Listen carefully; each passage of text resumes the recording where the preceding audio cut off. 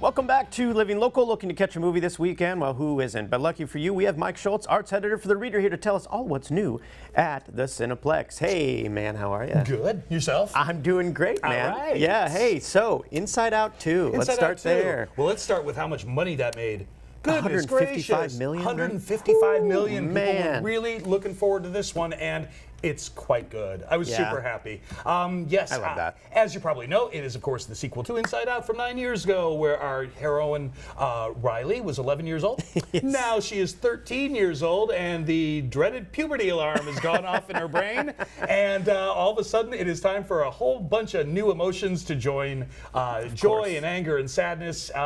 And so now this time we have envy, we have embarrassment, we have ennui, who is one of my favorites, whose French accent and just is on her phone constantly and is bored by the world. And we also have anxiety, who is this very weird little orange-haired figure who basically takes control of Riley's head and kicks out all the other emotions because this girl needs to be anxious constantly. It's a hoot. Yeah. I really had a good time. Yeah. It is. It's the story is almost identical to the first one, which is interesting because this the last time, of course, joy and sadness were kicked out of the brain, had to make their trip back. This time, the whole crowd is kicked out of the brain and has to make their trip back. It's the exact same thing, and basically the same lessons are learned. You can't be happy all the time, folks. You have to trade your emotions back and forth. But it is beautifully done, as you can imagine, of course, gorgeously designed. It is funnier, if possible, than the first movie, which is tremendous. And I really liked how they made Anxiety, who is kind of the antagonist of the movie, not a bad guy at all, because she's also, much like Joy, working for the kid. She loves the kid, too.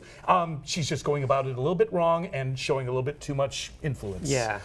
But it's really smart, it's thoughtful, super funny, and it doesn't have Bing Bong in it, which is great because I couldn't take it. No, that was too much. I would be weeping the whole time. It would not work out for me. This is much saner, thank goodness. Oh, so, good. Yeah, I'm excited to see it. We're taking Harper this weekend, so I'll have report back. Yeah, indeed. Okay, now the Bikeriders. This is a movie I've been looking forward to for sure for about a year. Yeah, one that was supposed to come out last fall, got delayed because of the strikes, of course, and nobody could promote it. I can't wait for this either. This is based on a book of photographs, interestingly enough, from the 1960s.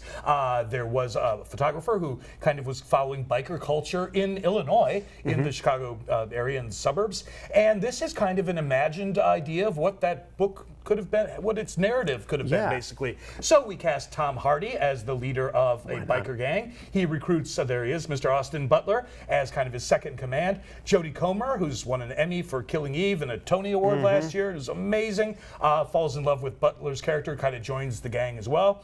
And the movie essentially follows the gang from the early 60s to the early 70s, where they kind of start out as a very peace-loving organization and eventually find themselves involved in organized crime. I can't wait. And what a cast, too, man. That's Everybody crazy. in it is Those insane. three are great, and then you also have Michael Shannon in there, which is nuts. And it's by Jeff Nichols, who's, as you know, the wonderful director from Loving and Take Shelter. He's done some fantastic movies, and it's probably going to look like $1 million. And as long as Tom Hardy is threatening and weird, I'm on board. So that could be fun. And give me anything Austin Butler's in, and I'm in. Right. You know what I mean? Exactly. Like, what a cast, too. He's tremendous. Yeah. Now let's talk about Thelma, because this might be the movie of the year for me. Okay. June Squibb. I understand.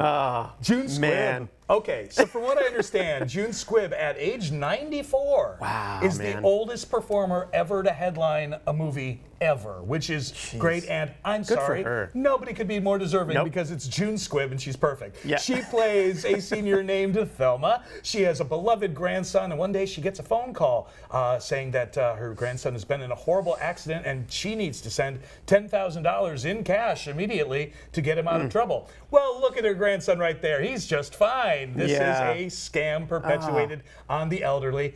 And so what happens as a result is June Squibb's Thelma decides to borrow the motorized mobility scooter of a friend, and she's going to cross the country, darn it, in search of her 10 grand. She's getting it back. And I can't even wait. I'm all in. Really. 99% on Rotten Tomatoes so far. That's impressive. 99%. And great cast in there. We have the late and great Richard Roundtree. Yeah. We have Parker Posey, who I love. Oh my gosh. So I'm super on board. Oh, yeah. I was on board with June Squibb. Yeah, Stop that's there. all you had to say, and Yeah. I'd see it.